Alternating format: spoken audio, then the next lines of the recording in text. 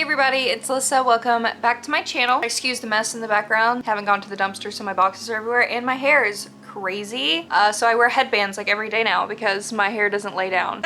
So yeah, this video is probably going to be a little chaotic and kind of bringing it back to my roots. One of my most popular videos here on this channel, I think it has like 3 or 4 million views now, is me giving myself a stick and poke when I was like 16 or 17 years old. I was young, I was still in high school. Gave myself a cross. It's still there, still pretty dark, unfortunately, considering I'm not religious anymore. It's kind of one of those haha oof moments, the fact that I put a cross on my finger and I'm not religious anymore, so yeah. I'm not gonna get into that, but I have a stick and poke there. I have 2 stick and pokes here, a book, and it says read. It's really hard to see. Let me get a better angle.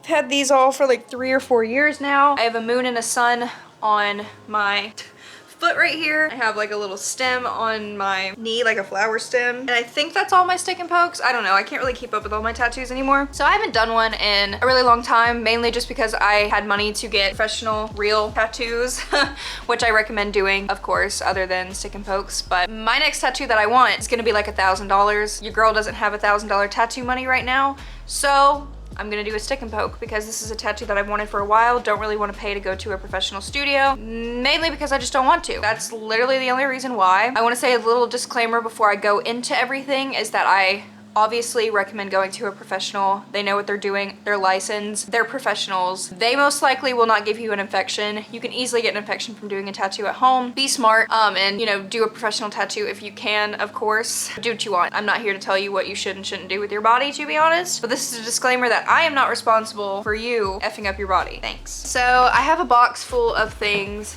that I bought for this stick and poke because I didn't feel like going through storage and trying to find all of my old stick and poke stuff, so I just bought a bunch of new stuff. And it, you know, honestly, it's been like 4 years anyway, so I should probably get new stuff. So first, we have a bag full of little ink caps. I don't know if that's what they're called, but it basically is like a little cap that holds the ink while you're tattooing. Got some Vaseline. Got the tattoo ink. This is the one that seemed to be the most recommended for stick and pokes. This is Mom's Black Onyx. I just got the small bottle because I'm doing small tattoos. There's no need to buy a big bottle for it. And I'll try to remember to put all this stuff down below. But like I said, do it at your own risk. Then we have stencil stuff. I think this was the most expensive thing. It was the large bottle. I couldn't find a small bottle of it. This is basically what you use to transfer the stencil onto your skin. And it's all like jello and jiggly, which I really like. I have peppermint pure Castile soap. I don't know if that's how you say it. It's basically similar to green soap. I could not find green soap online anywhere. It was like sold out, and the ones that weren't sold out were like super expensive. So I read that this is similar to green soap and it smells really good. It smells like a tattoo shop. So then of course we have the needles. I just got this set of pirate face tattoo needles. It has a bunch of different sizes inside of it, round liners, shaders, all of that. And lastly, the stencil paper. It's a whole pack of like 100 stencil sheets, which I definitely will never use in my entire lifetime. But yeah, and you use that to make the stencil so you can make the tattoo decent. You're not like freehanding it, because I know my ass cannot freehand it. So yeah, I'm just gonna go ahead and get started. This is not necessarily a tutorial, but I am gonna show you like my setup and everything like that, just in case some of you idiots would like to do it at home. At least you're not doing it in like the worst way ever, you know what I mean? So I'm gonna set up my little area. I'm gonna show you the tattoo that I'm doing. I'm going to be doing it on my arm. I'm not too sure if I want to put it above my arm crease or below my arm crease yet, so I'm gonna try out a couple different stencils to see what I prefer. But this arm is completely blank. I do not have any tattoos on this arm. I don't know if I ever want to do a whole nother sleeve on another arm like this, but I do like the look of like little dainty tattoos, so I decided to go ahead and do it on this arm. Yeah, let me set everything up and then I'll show you what everything looks like, and then we'll just get started. Okay, here's my little setup. This is the only table I have in my whole apartment, so this is what we're doing. I have it layered with paper towels. I just made the stencil, so I made this on my iPad and then I printed it out on a piece of paper, and then I traced it onto my stencil paper. As you can see, it took me a couple tries, but here is the stencil. I'm happy with it. I like the size and everything. So basically there's 4 layers of stencil paper, as you can see, and what I did was I traced the printed out one underneath this, and then after I did that, I traced it out onto this really hard with a pen, and then it just makes the stencil on the other side, as you can see. Stencil stuff. Got my stencil stuff, my ink, my soap, Vaseline, and rubbing alcohol. Sorry about the noises in the background, my washing machine is going. So I'm gonna go ahead and clean my arm, and then we're gonna start tattooing. Make sure to eat and stay hydrated whenever you get a tattoo. By the way, I did eat before this.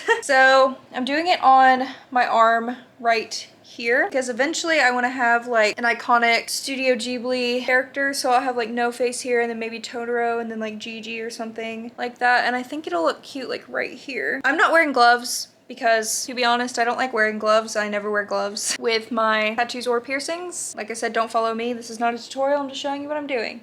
And I shaved last night, so there's no hair on my arm anyway. First, I'm gonna clean the area with this soap and water. I need to get a water bottle. So I mixed the soap in a water bottle with water.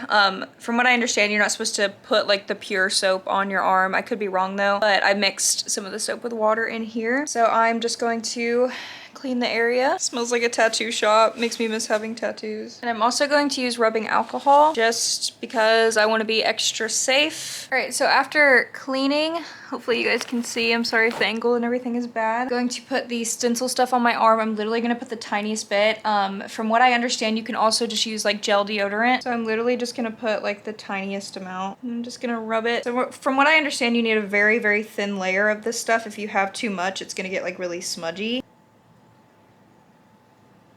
I think that was a bit of a fail. We'll see though. Hey, it worked pretty good. All right, let me go look in the mirror and see if I like the placement, and if I don't, I'm going to redo it again. So I had to redo it once, but I do like the placement of it now because I like when I have my arm out, you can see it, and also when you turn it to the side, you can kind of still see it because my arms are kind of jiggly. Yeah, here's what the stencil looks like. You can see the outline of the other one a little bit, and I think I really like it. But yeah, I guess we're just gonna go ahead and get started. All right, I'm gonna put just a tiny bit of ink in this little ink cup here. I'm not gonna put a lot just because I know I probably won't go through like too much, and I think the needle I'm gonna use is a 5 round liner. I was debating between a 5 and a 3, but I think the 5 will be thick enough. So I do have extra paper towels and a cup of water sitting by to, like, you know, swipe away each layer. So before I get started with the poking, I am going to put a tiny layer of Vaseline. This helps the ink not pool around, so it makes it easier for you to see. I'm literally just gonna put the tiniest bit. All right, so I know you can't see from this angle, so let me move it around. All right, now I'm just gonna start poking. I put hand sanitizer on and I washed my hands like 4 times, which I understand is not remotely the same as using gloves, but it's my body, so I'm going to do what I want.